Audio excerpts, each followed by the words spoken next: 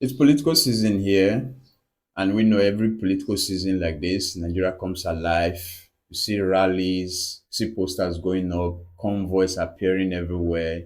You see special visiting, you see convoys in your community that unnecessarily you will not see. Politicians traveling across the country, canvassing for vote, trying to sell themselves for the next 4 years in office. But why politicians are traveling across Nigeria, campaigning, begging Nigerians for votes, soliciting. There's a question in mind. Who is running the country? Why is everyone busy campaigning or trying to run for office and get votes? Because the hidden cost of all of this is not just the money that is spent in campaigning or strategizing, rally or mobilization or security, but it is the governance that gets delayed, distracted, and abandoned along the way. That is the cost. Some of the hidden costs become more complicated because governance did not just stop because politicians are flying all over the country, seeing every local government or state trying to get votes and to remain in office or to come into office. But priority can change, you see, because governments will want to do something that is pleasing to the voters, that they can point to, that is visible to the voters. But long-term solution, it's what the country really wants.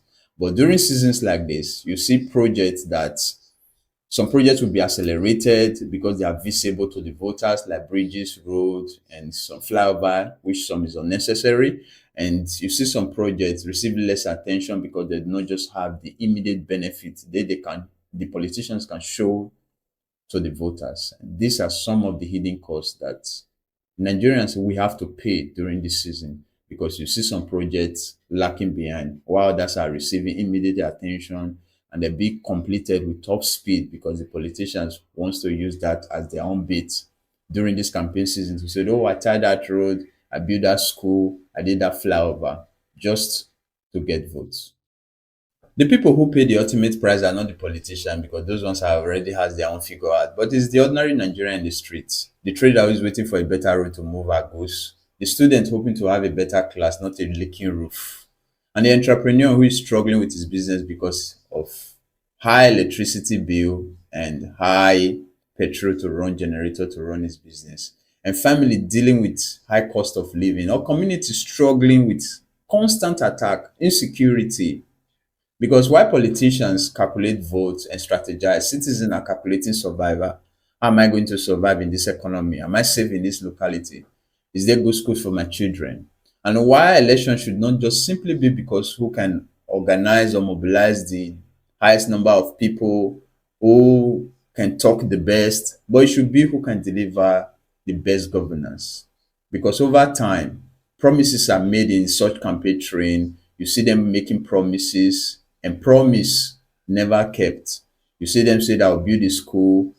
When the rally is over, the posters are down. They hardly remember they ever been to that community or that locality until the next 4 years when they're coming to campaign again.